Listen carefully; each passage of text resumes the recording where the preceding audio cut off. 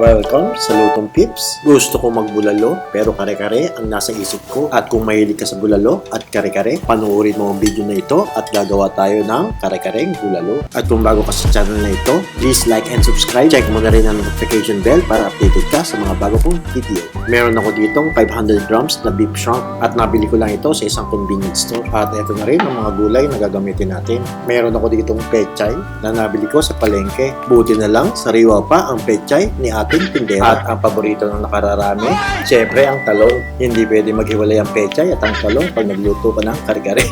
Bahala kayo dyan. Next, meron din tayong sitaw. Hiniwa-hiwa ko lang ito ng ganito kahaba. At depende na rin sa inyo kung gaano kahaba ang gusto kong hiwa sa inyong sitaw. Gagamit tayo ng 4 na cloves ng garlic. Imi-mince lang natin ito. Gagamit din tayo ng sibuyas para sa sauce ng kare-kare at sa pagpapalambot ng ating beef shank. Para sa mga kompletong sangkap, ilalagay ko na lang ito sa description box. Naglagay na ako ng tubig sa cooking pot para palambutin na natin ang ating bulalo. Maglagay tayo ng asin, bawang, sibuyas at saka paminta. At ilagay na natin yung 3 pirasong bulalo at pakuluan ito ng 2 oras hanggang ito ay lumambot. At once na ito ay sumulak, tanggalin natin ang mga impurities or scam na tinatawag. Parang kaibigan mo, mahilig mag-scam, mahilig mangutang, wala namang pambayad. At pag siningin mo, galit pa sa'yo. After natin mapalambot ang baka, magpainit ng konting mantika at gagamit tayo ng mahinang apoy.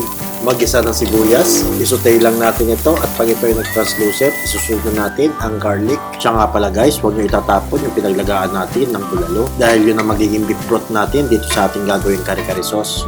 Next, maglagay tayo ng 2 to 3 cups ng beef broth at maaari rin kayong gumamit ng beef cubes ayon sa inyong kagustuhan. Maglagay na rin tayo ng peanut butter. Ang ginamit kong peanut butter ay yung nabibili sa palengke, yung hindi matamis. At depende na rin yan sa inyo kung anong peanut butter ang gusto nyong gamitin. Halu-haluin lang natin ito hanggang sa matunaw ang peanut butter. At sa oras na natunaw na ang ating peanut butter, dito na tayo maglalagay ng mga pampalasa. Naglagay lang ako ng 2 tablespoon ng sugar. Halu-haluin lang natin ito ng bahagya. At ilagay na natin yung 3 pirasong bulalo. Next, naglagay lang ako dito ng konting patis. Mas gusto ko kasi may konting lasa na yung kare-kare ko. Next, ilagay na rin natin yung atsuete. Ibinabad ko lang sa mainit na tubig yung atsuete seed. At ito ang magpapakulay sa ating kare-kare. Halu-haluin lang natin ito at ito ay ready na. Ang ihahanda na lang natin ay ang mga gulay. Pero sa version ng aking kare-kare, ibinablanch ko ang mga gulay at ito ay itinatapis ko sa aking kare-kare. I-blanch lang natin ang pechay ng 20 seconds at 1 minute para naman sa sitaw. At para sa talong, pwede nyo itong iprito. Pero para sa akin, ibinlanch ko na rin lang ito.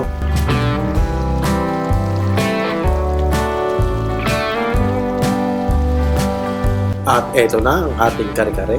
Ipe-plating lang natin ito ng bonggang-bongga. O diba? Eto na ang ating kare-kareng bulalo. At syempre, hindi mawawala dyan yung ating ginisang alamang. Dahil ito ang magpapalasa sa ating kare-kare. At kung nagustuhan mo ang video na ito, huwag kalimutan mag-like and subscribe. Click mo na rin ang notification bell para lagi kang updated sa mga bago kong video. Hanggang sa muli at God bless sa inyo lahat and bye-bye!